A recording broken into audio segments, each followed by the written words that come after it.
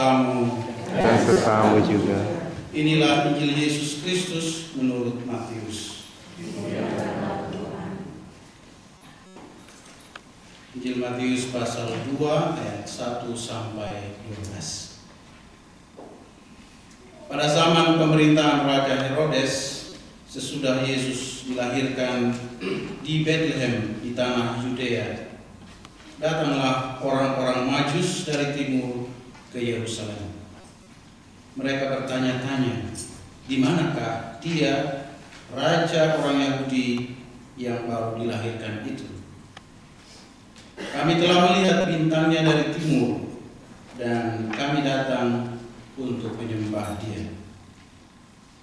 Mendengar hal itu, terkejutlah Raja Herodes beserta seluruh Yerusalem. Lalu dikumpulkannya semua imam kepala dan ahli Taurat bangsa Yahudi. Kemudian dimintanya keterangan dari mereka di mana Mesias akan dilahirkan. Mereka berkata kepadanya, di Bethlehem di tanah Yudea, karena demikianlah ada tertulis dalam kitab Nabi. Dan engkau Bethlehem di tanah Yudea, engkau sekali-sekali bukanlah yang terkecil di antara mereka yang memerintah di Yehuda, karena dari engkaulah akan bangkit seorang pemimpin yang akan menggembalakan umat Israel. Lalu dengan diam-diam Herodes memanggil orang-orang Majus itu dan dengan teliti bertanya kepada mereka kapan bintang itu tampak. Kemudian ia menyuruh mereka ke Bethlehem, katanya, pergilah dan carilah anak itu dengan teliti, dan segera sesudah kamu menemukan dia, kabarkanlah kepadaku supaya aku pun datang menyembah dia. Setelah mendengar kata-kata Raja Herodes, mereka pun berangkat. Lihat, bintang yang mereka lihat di timur itu mendahului mereka hingga tiba dan berhenti di atas tempat di mana anak itu berada. Ketika melihat bintang itu, mereka sangat bersukacita. Mereka masuk ke dalam rumah itu dan melihat anak itu bersama Maria ibunya. Lalu mereka sujud menyembah dia. Mereka pun membuka tempat harta bendanya dan mempersembahkan persembahan kepada anak itu, yaitu emas, dupa, dan mur. Kemudian, karena diperingatkan dalam mimpi supaya jangan kembali kepada Herodes, mereka pun pulang ke negerinya melalui jalan lain. Berbahagialah orang yang mendengarkan sabda Tuhan dan tekun melaksanakannya. Sabda Tuhan ajaran kebenaran dan hidup kami. Hari Minggu ini kita diajak untuk berefleksi tentang bagaimana kita bertumbuh di dalam iman, dan bagaimana iman itu harus menjadi iman yang utuh, bukan setengah jalan. Pertama-tama kita menyadarkan diri bahwa kita hidup di antara bangsa atau angkatan yang tidak percaya. Kita hidup di dalam masyarakat yang diliputi oleh kegelapan. Dikatakan di dalam nubuat Nabi Yesaya, sebab sesungguhnya kegelapan menutupi bumi dan kekelaman menutupi bangsa-bangsa. Yang dimaksudkan dengan kegelapan yaitu mereka tidak melihat cahaya. Mata mereka terbuka, tetapi hati mereka tertutup, sehingga mereka berjalan di dalam kegelapan. Namun Yesaya melanjutkan nubuatnya, sesungguhnya terang Tuhan terbit atasmu dan kemuliaannya menjadi nyata atasmu. Dan kamu akan melihat bangsa-bangsa berduyun-duyun datang kepada terang, raja-raja kepada cahaya yang terbit bagimu. Angkatlah matamu dan lihatlah sekeliling. Saudara terkasih, menjadi orang beriman adalah suatu pilihan, keterpilihan. Menjadi orang percaya itu satu rahmat dari Tuhan. Maka hari ini kita diingatkan, kita tidak menjadi kecil hati bila kita dikelilingi oleh orang-orang yang tidak percaya. Sebab terang Tuhan telah bersinar di atas kita. Apa yang tidak dilihat oleh orang lain, kita lihat. Maka kita jangan tergoncang iman kita hanya karena orang lain tidak percaya. Tapi kita harus yakin bahwa yang buta sesungguhnya mereka. Dalam hari ini, tema utama yaitu Tuhan menampakkan diri. Yang dimaksudkan dengan penampakan di sini bukan berarti penampakan seperti Anda melihat ghost, Anda melihat hantu, atau Anda melihat seorang malaikat datang, bukan. Istilah penampakan di sini berarti Allah berkenan menerangi hati kita, membuka mata hati kita sehingga kita bisa percaya. Seringkali terang itu datang pada kita melalui hal-hal yang biasa, tanda-tanda fisik yang biasa. Tapi yang utama, sebelum kita percaya, Allah menerangi hati kita. Pikiran kita menjadi terbuka dan kita percaya. Saya selalu teringat pada sharing dari ibu saya, bagaimana dia menjadi seorang Katolik. Dia tidak besar di kalangan Kristen, dia tidak besar di kalangan Katolik. Dia dibesarkan di kalangan adat kebiasaan Konghucu. Tapi pada suatu ketika dia diminta oleh kakaknya yang menjadi toko bunga mengantar bunga pesanan orang ke gereja. Dan ketika ibu saya masuk ke gereja untuk meletakkan bunga tempat akan didekor, tiba-tiba dia mengalami sesuatu di hatinya. Dia tidak tahu melukiskan apa, tapi dia mengatakan, hati saya mengatakan Tuhan ada di sini. Itulah salah satu contoh bagaimana Tuhan membuka apa yang dulu terselubung, menerangi apa yang dulu gelap sehingga menjadi jelas. Sejak hari itu, ibu saya mengatakan, saya harus menemukan Tuhan di sini.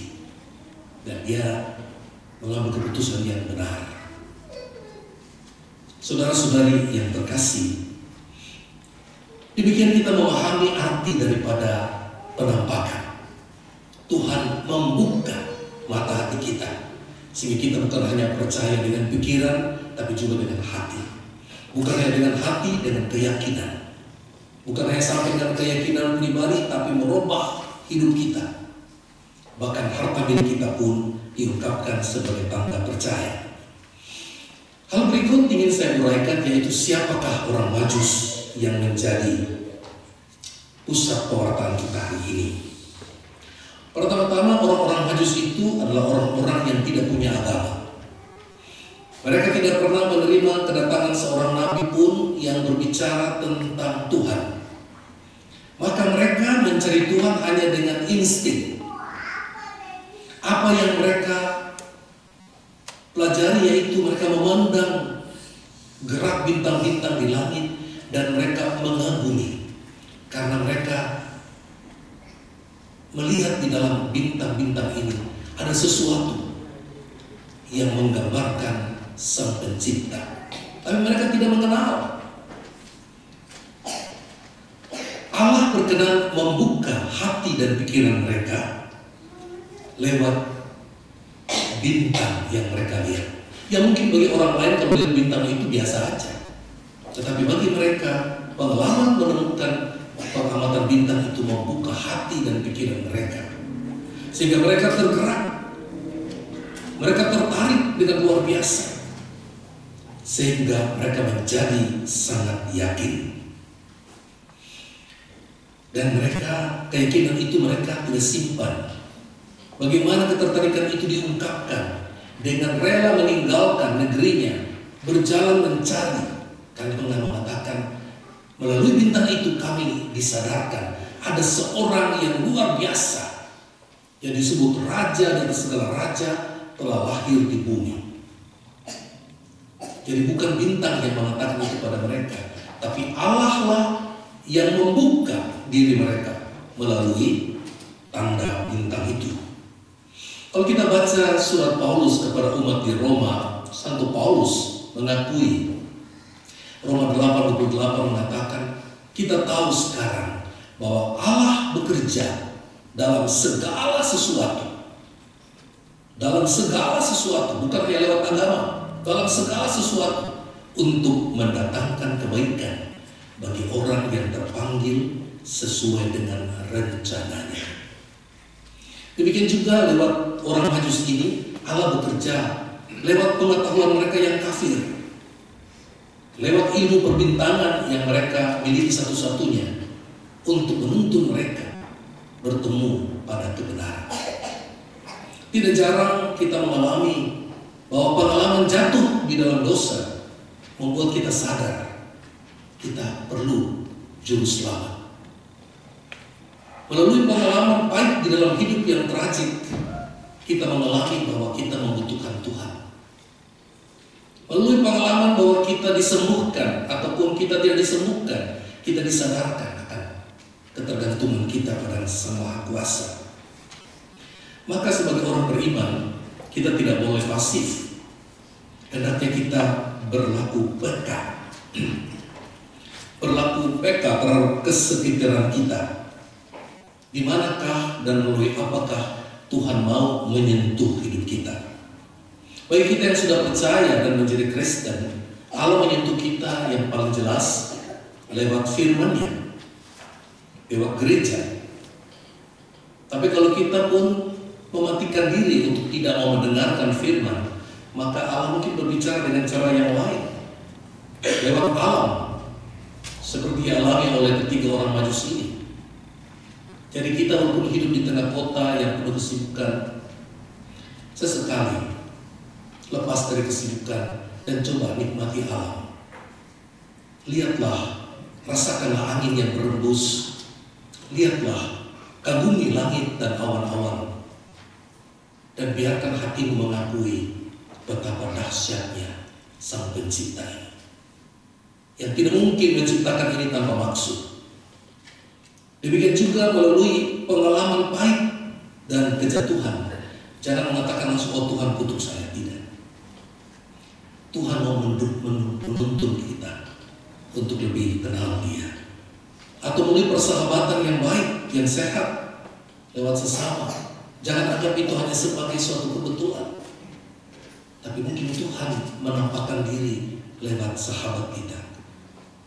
Melalui pengajaran iman dari gereja, melalui doa-doa yang rutin, hendaklah kita lakukan dengan kepekaan hati, sebab ada kemungkinan Tuhan berbicara pada kita lewat cara itu. Maka kita perlu menyimak dan mencari kehendak Allah di dalam segenap aspek hidup kita. Mana yang Tuhan kehendaki. Dengan demikian, saudara sekalian, menjadi seorang Kristiani tidak cukup kalau kita hanya berhenti sampai pada percaya saja. Percaya itu harus menjadi nyata di dalam tindakan. Kalau kita percaya hanya sampai percaya, itu iman setengah jalan. Maka harus terbukti di dalam tindakan. Tindakan yaitu berbakti pada Tuhan, melayani Dia, melaksanakan perintahnya, bertobat dari yang salah. Itu iman yang utuh. Dari pengalaman tiga orang Majus ini dilihat bahwa setelah mereka melihat tanda itu, mereka tidak hanya berdiskusi dan berdebat tentang lahirnya sang raja, tetapi mereka pergi. Perginya bukan hanya 1-2 kilometer. Mereka pergi berjalan jauh untuk mencari. Dan setelah mereka menemukan, mereka menyembah. Setelah menyembah, mereka membuka tempat perbendaharaan mereka dan mempersembahkan sesuatu, yaitu emas, kemenyan, dan mur, benda-benda yang mahal Dan diperkirakan dengan persembahan orang Majus ini, keluarga kudus di Nazaret itu bisa survive selama mereka mengungsi di Mesir. Kita lihat bagaimana Tuhan bekerja melalui rupa-rupa bencana, tapi intinya untuk menyelamatkan. Mari saudara sekalian, kita belajar beriman secara utuh, tidak setengah jalan. Bukan hanya percaya, berdoa, berbuat, dan berani mempersembahkan sesuatu, baik tenaga, waktu, dan juga harta milik kita. Amin. Dalam nama Bapa dan Putra dan Roh Kudus. Semoga saudara sekalian diberkati oleh Allah yang Maha Kuasa, Bapa dan Putra dan Roh Kudus. Amin. Dengan ini Kristi kita sudah selesai. Mari kita pergi memberitakan kasih Tuhan supaya kita